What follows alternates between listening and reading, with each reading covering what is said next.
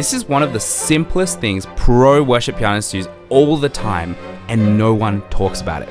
It's small. It's literally small. What am I talking about? Here's how something sounds without the trick.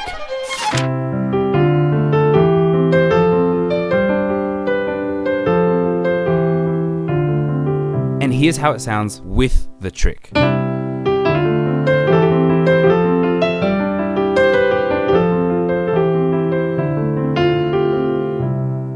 I don't know if you could tell exactly what was different about it, but I bet you could feel that it sounded different.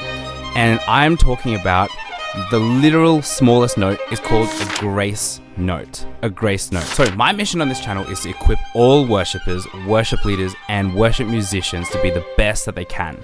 And so I'm going to show you two proper techniques on how to play these grace notes. So before I show you exactly how to play them the proper way with proper technique, and even when to use them, let's talk a little bit about what they actually are. So I have a classical background. I know many of my viewers also do.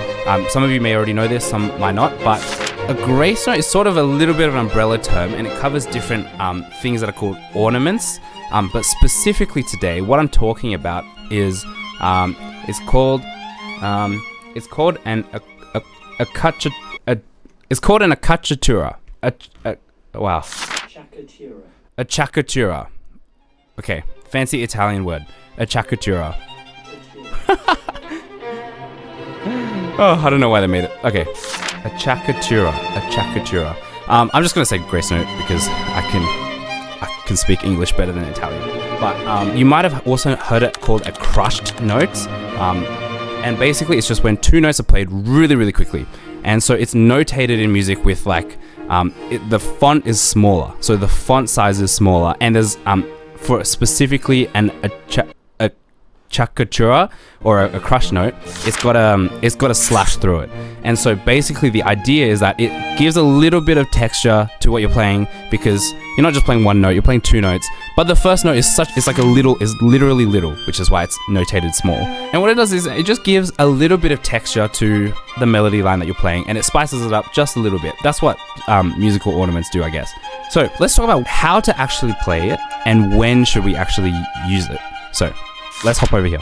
Okay, so how do you actually play a crush note? Now, this might feel like I'm overcomplicating things because it's just two notes, just play them quickly.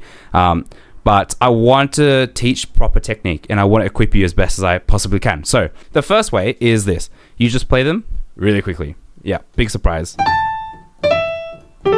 That's what I'm talking about. You almost want it to be so short that to the untrained ear, you can't even hear it. You know what I mean? We know that we're playing two notes, but you can kind of see how that might feel like it was just one note. The second way, other than just playing it really quickly, is to actually play both notes at the same time. Yeah, I bet you didn't think there were more than one way to play something so simple. But so you play them both at the same time, but then you remove the first note almost instantly. So instead of, you go like this. You play them at the same time, so they land at the key bed at the same time. Oh.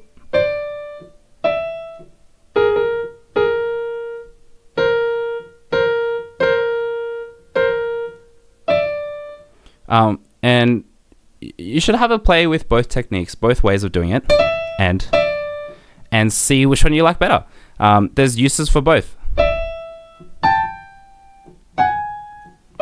And this is slightly boring, but throughout different periods of classical music, there was expected ways to play this ornament, there was different ways to play this. It was expected you'd press them both at the same time and then let go, or it was expected that you'd play both in sequence.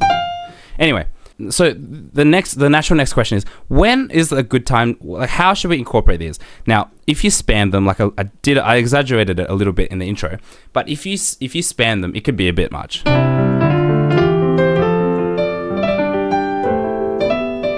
Yeah, but anyway, obviously you want to use them a little bit more sparingly than that. You want to do it to a note that you'd like to emphasize. So typically the third of any chord, or if you're following a melody line, rather than. So obviously no right or wrong, but if you want to emphasize a note, it's a really nice and subtle way to do that.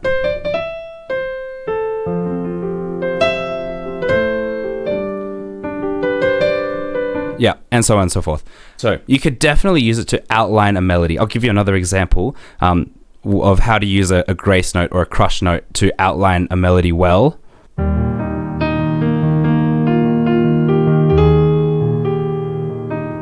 So I only did it once on the high note, but it's a subtle thing, and it's a really small trick that really it pays off.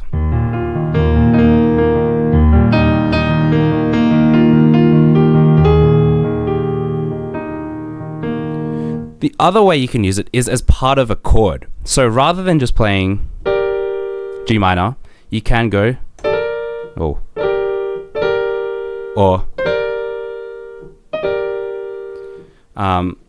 that obviously also has selective uses. You don't want to be doing that on every chord.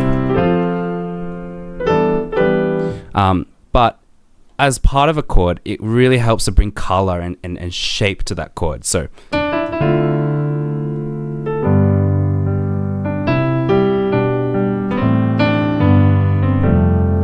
I guess I'm mostly just playing the chord with a crush note on top.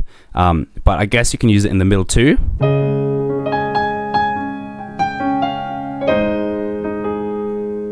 So using it in that chord there.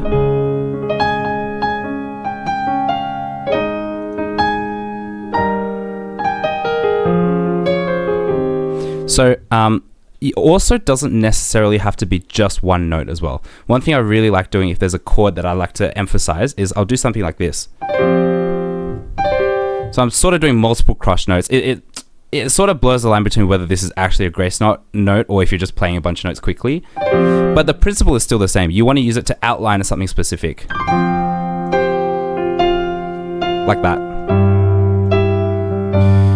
But the moral of the story is that if you use these grace notes like this to accentuate what you want to play, it can really bring a nice flavor and a nice texture to what you're playing. So as usual, let me know if you have any questions, any comments down below. I'll get back to them. But if you learned something, consider liking and subscribing, and hopefully use some crush notes, some grace notes in your next worship set. See you soon.